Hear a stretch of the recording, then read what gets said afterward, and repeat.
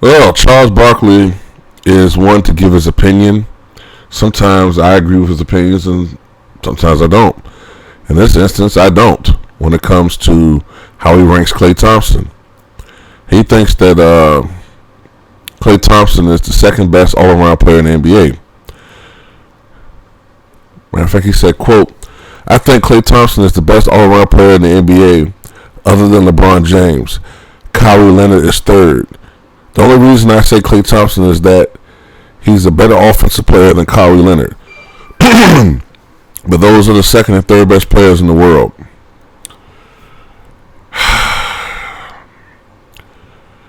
Okay, now all of a sudden Stephen Curry's not in the equation anymore, right? I mean, sometimes your analysts are just... One year is Kevin Durant. Then one year, years ago was Wade. It was Kobe. Then it's Duncan. Then it's Garnett. I'm just going backwards. Now, now it's Kawhi Leonard. I don't know, man.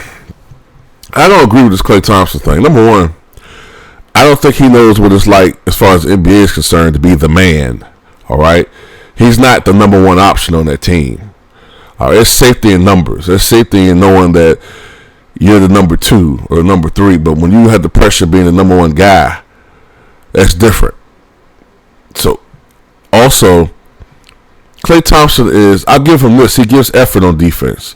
He gives effort. But to say that he's a shutdown defender, now he does tend to guard the opposing teams better offensive players. That's why I've always been hard on Stephen Curry, because he doesn't do it on both ends of the court. But to insinuate that Klay Thompson is a shutdown defender, well, we saw last night that isn't the case. 39-year-old Manu Ginobili, who, is probably a couple of months away from getting SSI, was busting his ass. I mean, and Manu was setting his feet and shit too, man. You know what I'm saying? Like he was setting his feet. What the fuck is this? Oh my God, man! No, this guy's not a shutdown defender. He gives effort. He's an adequate defender. Sometimes he can contain some guys, but no, he's not shutting down the best perimeter players.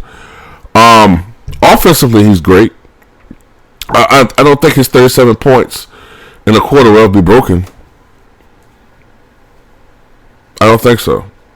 That was just a special night. I got a subscriber named Sloan Jackson, man, who I believe is a genius when it comes to NBA basketball history. And he made a point one time in the comment section. I always remember certain comments, and he said that he thinks the prime Dale Ellis is better than Klay Thompson. And I think about it when he wrote that, and I agree with it. Before the car crash, Dale Ellis, who I believe his peak scoring average was 27 points a game on those Seattle teams with Tom Chambers and Xavier McDaniel. Before the car accident, I would say Dale Ellis was better than Klay Thompson. Now, I'll tell you something else, too. This gives you an idea about how talented the NBA was back then.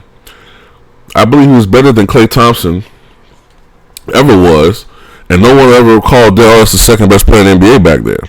So that gives you an idea about how far the overall talent depth has declined in the NBA in the past 30 years.